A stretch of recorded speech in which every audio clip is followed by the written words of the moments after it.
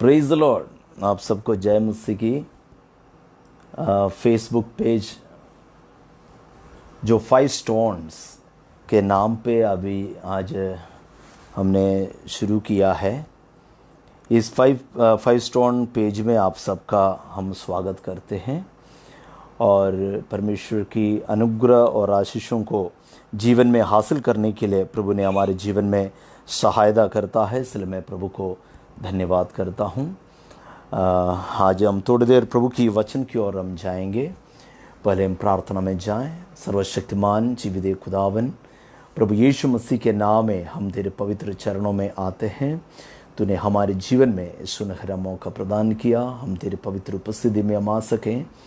थोड़ी देर प्रभु के वचन को लेकर हम तेरे चरणों में आते हैं। परमेश्वर, स्वर्गीय आशीष और अनुग्रह हमारे जीवन में प्रदान कीजिए। और आज हमारे इस ग्रुप में जितने प्रिय लोग इस वचन को सुन रहे हैं और इस मीटिंग में शामिल हो रहे हैं, उन सबों को बहुत ऐसे आशीष और अनुग्रह प्रदान कीजिए। प्रभु जी, आज पवित्र आत्मा का बड़ी सामर्थ हमारे जीवन में कार्य करने पाए, तेरे बलवंत हाथों में समर्पण करते हैं। तूने हमारी प्रार्थना को सुना, इसलिए धन्यवाद। जय दी, इसलिए धन्यवाद। यीशु मसीह के मीठे नाम से मांगते हैं, सुने और ग्रहण कर ले पिता, आमीन। Praise the Lord. काफ़ी दिनों से अलग अलग ग्रुपों में इस प्रकार प्रभु के वचन की प्रचार कर रहे थे, तो बहुत तेरे परमेश्वर के दास लोग और विश्वासीगण मेरे से इस अभिप्राय पूछा कि हमें भी इस प्रकार प्रभु की वचन को बताने के लिए, दूसरों तक पहुंचाने के लिए एक मौका मिल जाए तो हमारे लिए बड़ी आशीष का कारण होगी। तो मैंने परमेश्वर से प्रार्थना किया, तो 5 स्टोन अर्थात 5 पत्थर के नाम मेरे जीवन में आया और उसी नाम से एक फेसबुक पेज खोलने में प्रभु ने सहायता किया और एक यूट्यूब पेज भी मैंने स्टार्ट किया है। और ये सब परमेश्वर के राज्य की महिमा के लिए कारण होने पाए। और इस कोरोना महामारी के संदर्भ में अलग अलग तरीका जो हम इस्तेमाल कर रहे हैं प्रभु के राज्य के विस्तार के लिए, तो ये सोशल मीडिया भी हमारे लिए बड़ी आशीष का कारण है। मैं प्रभु को धन्यवाद करता हूँ। और काफ़ी परमेश्वर के दास लोग हमसे संपर्क किए हैं और इन दिनों में प्रभु के वचनों को घर घर में इसी रीति से पहुंचाने के लिए हम प्रयास करेंगे। यदि आप लोगों में से कोई इच्छुक है तो इस पेज में इस प्रकार लाइव करने के लिए मैं आपको स्वागत करता हूं। और इस 5 पत्थर जो नाम आने के पीछे एक ही कारण है, जो दाऊद का हाथों में जो 5 पत्थर उसने जो चुना था एक अद्भुत योजना के लिए। कोई भी इस प्रकार का इतना बड़ा रिस्क जीवन में नहीं लेता है। शाऊल भी डर गया था कि ललकारने वाले एक गोलियात के सामने पेश होने के लिए कोई भी डरता है, परिस्थिति को सामना करने के लिए हिम्मत नहीं रखता है, लेकिन दाऊद ने उस प्रकार एक हिम्मत रखा। परमेश्वर की नाम की निंदा करने वाले गोलियात को मार गिराने के लिए उसने प्लान किया।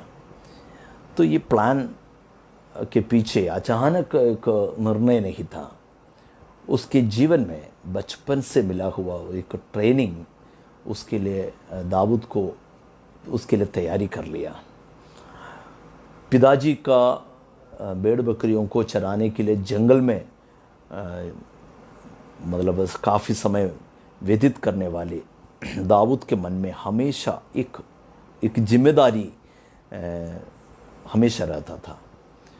हमारे आजकल का माता पिताओं का सोच के आधार पर यदि सोचा जाए, यदि मैं दाऊद की जगह में बैठ के सोच रहा हूँ, मैं अपने पापा के पास जाके बताऊँगा, पापा हमारे 2 भेड़ नहीं है, एक जंगली जानवर या सिंह आकर उसको फाड़ के खा लिया, मेरा 2 भेड़ ख़त्म हो गया। तो हमारे पापा इतने बोलेंगे, बेटा 2 भेड़ जाने दो, कम से कम तू तो बच गए, तेरे खिलाफ में कोई कुछ हानि नहीं हुआ और तेरे जीवन बच गया है, मैं प्रभु को धन्यवाद करता हूँ बोलकर आजकल का माता पिता हम इस प्रकार का विचार रखते हैं, हम इस प्रकार का जवाब देते हैं। लेकिन हमारे दाऊद का पापा यूशाई हमेशा एक जिम्मेदारी पर्सन था, वो दूसरों को भी जिम्मेदारी से काम करने के लिए प्रेरणा देता था। दाऊद को कहते थे, मैं तुझे एक 100 भेड़ दिया हूँ तो 100 भेड़ों को रखवाली करना तेरा जिम्मेदारी है।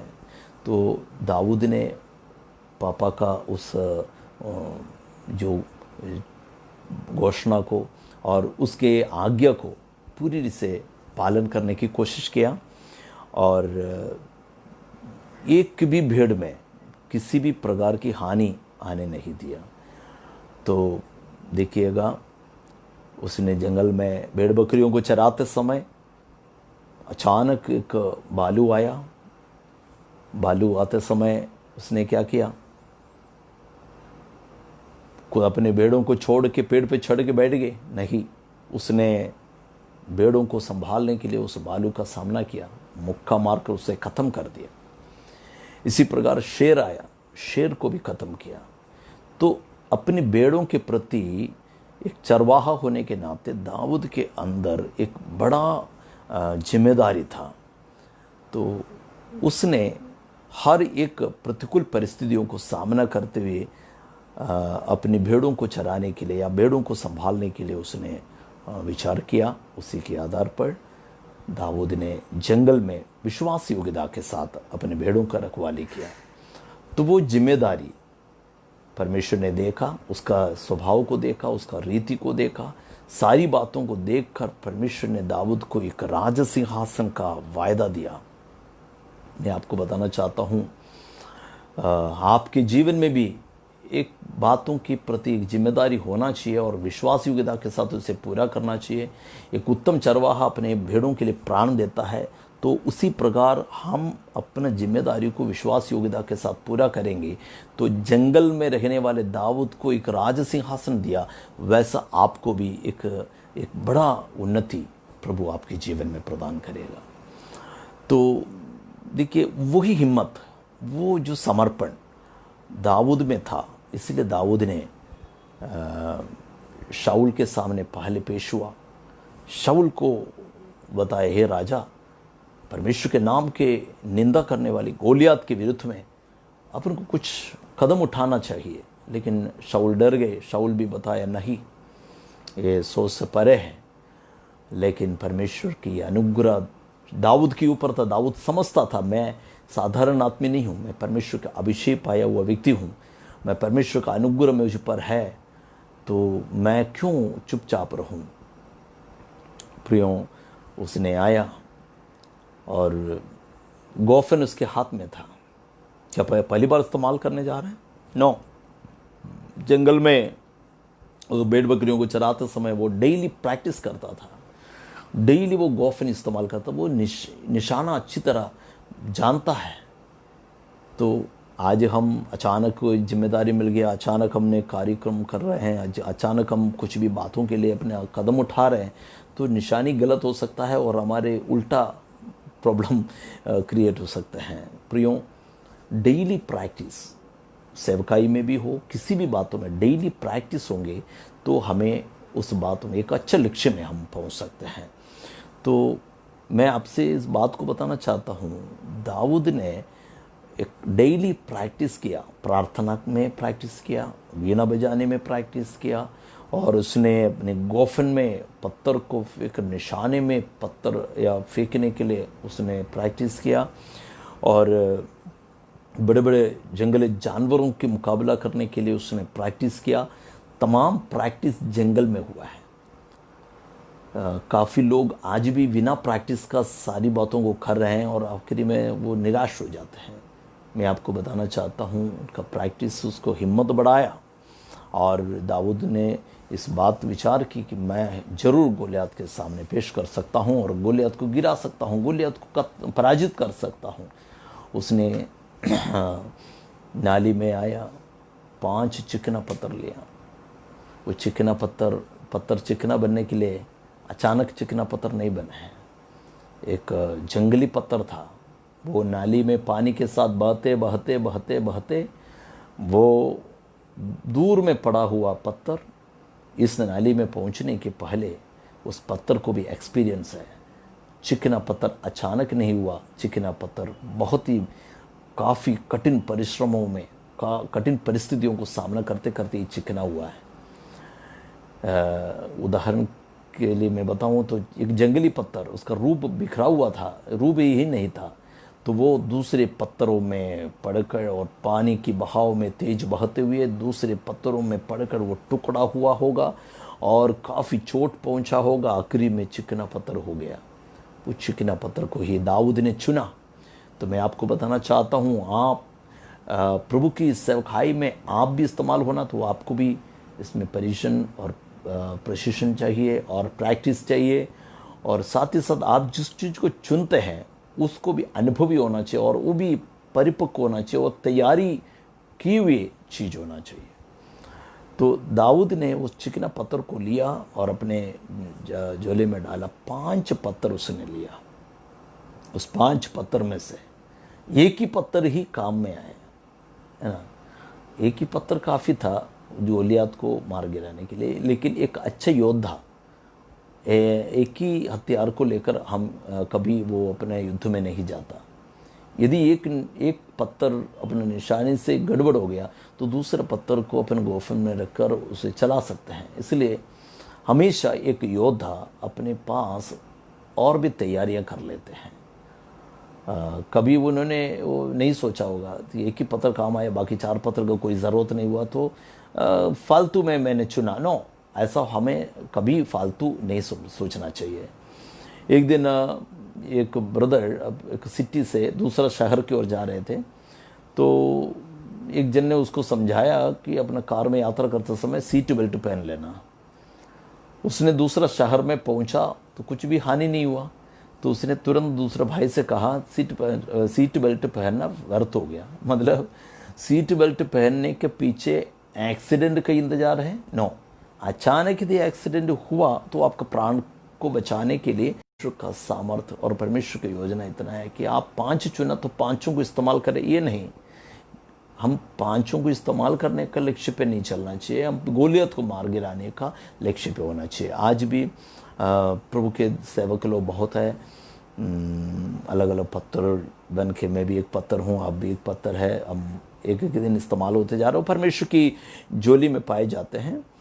तो आजकल ऐसा सोचते हैं कि एक पत्थर दाऊद के हाथ में फंस गया तो बाकी 4 पत्थर सोच रहे हैं तो हम इस्तेमाल नहीं हो रहा, तो फिर हमको क्यों चुना? यदि हमको इस्तेमाल नहीं कर रहे तो हमको झोले में क्यों डाला, ये सोचते हैं। लेकिन जब वो दाऊद के हाथ में एक पत्थर फंसा तो बाकी 4 पत्थर उस पत्थर का पराजय के लिए कभी सोचा भी नहीं होगा। लेकिन आजकल हम सब क्या करते हैं, एक प्रभु के दास इस्तेमाल हो रहे तो बाकी सब सोचते हैं कि वो फेल हो जाए, वो पराजित हो जाए, वो उसका सेवकाई नष्ट हो जाए, वो पाप में गिर जाए, वो कलीसिया से बाहर हो जाए, संस्था से बाहर हो जाए, ये सोचते हैं। क्योंकि हम इस्तेमाल होने के लिए, भाइयों बहनों, हम इस्तेमाल होना हमारा लक्ष्य नहीं है। चाहे कोई भी इस्तेमाल हो जाए, गोली आत्मा मार गिराना चाहिए। एक आत्मा बचने का लक्ष्य में हम सेवकाई कर रहे हैं तो कौन इस्तेमाल हो रही, ये महत्व नहीं है। हम सब इस्तेमाल होके एक नया आत्मा को जीतना, ये होना चाहिए हमारा लक्ष्य। तो 5 पत्थर झोले में हैं, तो 5 एक पत्थर दाऊद के हाथ में फंसे तो बाकी 4 पत्थर उस पत्थर की इस्तेमाल के लिए या उस पत्थर की निशानी गड़बड़ ना होने के लिए प्रार्थना करने में लगे रहना चाहिए। तो मैं और आप इन दिनों में प्रभु के राज्य के लिए इस्तेमाल हो रहे हैं, तो हम सब एक एक पत्थर है, हम प्रभु की झोले में पाए जाते हैं। तो कोई कोई इस्तेमाल हो रहा है तो हम दूसरे की पराजय के लिए हम कभी ना सोचें। उनका लक्ष्य या उनका जीवन में सही इस्तेमाल हो जाने के लिए हम हमेशा तत्पर रहना चाहिए। तो मैंने इस ग्रुप में, इस फेसबुक पेज में 5 पत्थर को नाम इसलिए रखा कि मैं और आप एक एक पत्थर हैं। और एक जन पूछ रहा था कि 5 पत्थर, एक पत्थर इस्तेमाल के बाकी 4 पत्थर क्या किया है। दाऊद का वंश से हुआ यीशु मसीह, तो वो मारा गया, गाड़ा गया, तीसरे दिन जी उठा, और वो यीशु मसीह का 4 सुसमाचार नए नियम में हमको मिला है। तो मैं विश्वास करता हूँ एक पत्थर यदि शत्रु की सिर को नाश करने के लिए इस्तेमाल किया है, तो बाकी 4 पत्थर हमारे लिए सुसमाचार के रूप में दिया है। मत्ती, मार्क, लूक, यूहन्ना, ये 4 पत्थर रूपी सुसमाचार आज हमारे बीच में है। तो यीशु मसीह काल्वरी क्रूस पर शत्रु के सिर को कुचल डाला, और बाकी 4 पत्थर से हमें ये आज भी उद्धार के अनुभव में लेकर आ रहे हैं। तो इस ग्रुप में 5 पत्थर चुनने के पीछे ये है, और बहुत कुछ बातें प्रभु के वचन से मैं बोल सकता हूँ इस ग्रुप में। आज मैं इतना ही बोलना चाहता हूँ, और परमेश्वर आशीष दे आपको, हर एक बातों में परमेश्वर इस्तेमाल करने पाए। और इस ग्रुप में लगे रहिएगा, और दूसरे दोस्तों को इनवाइट कर लीजिए। और अभी 8 बजे से और भी परमेश्वर के दास लोग प्रभु के वचन को लेकर इसमें आएंगे। आप लोगों का सहयोग हम चाहते हैं, और प्रभु के राज्य की महिमा के लिए हम इस्तेमाल हो जाएं। जय मसीह के।